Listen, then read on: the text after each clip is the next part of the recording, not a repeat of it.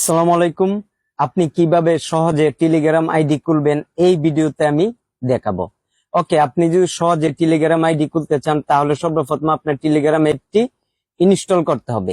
ওকে, Telegram অ্যাপটি install করার পর আপনি কি করবেন, টেলিগ্রাম অ্যাপে ক্লিক করবেন। ওকে, টেলিগ্রাম অ্যাপে ক্লিক করার পরে দেখুন এখানে স্টার্ট মেসেজিং, এখানে আপনি ক্লিক করবেন। ওকে, এখানে ক্লিক করার পরে আপনার ফোনে যে সিমটি রয়েছে এখানে এই নাম্বারটি টাইপ করতে হবে। ওকে, সিমটি কিন্তু আপনার ফোনে লাগাতে হবে।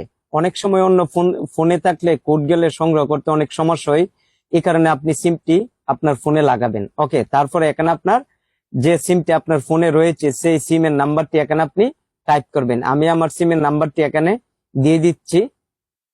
ওকে, এখানে আমার সিমের নাম্বারটি দিয়ে দিচ্ছি। ওকে, আপনি এখানে আপনার নাম্বারটি দিয়ে দিবার পরে তীর আইকনে আপনি ক্লিক করবেন, করার পরে ইয়েস করবেন, তারপর কন্টিনিউতে ক্লিক করবেন, তারপরে অ্যালাউ করবেন। ওকে, করার পরে একটু অপেক্ষা করবেন, তারপরে আপনাকে আরেকটা স্ক্রিনে নিয়ে যাবে।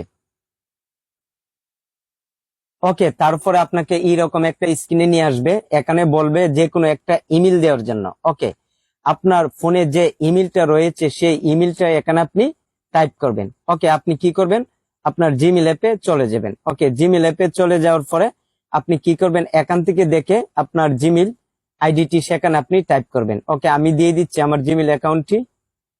কি করব, এখানে গিয়ে একটা জিমেল আইডি দিয়ে দিব।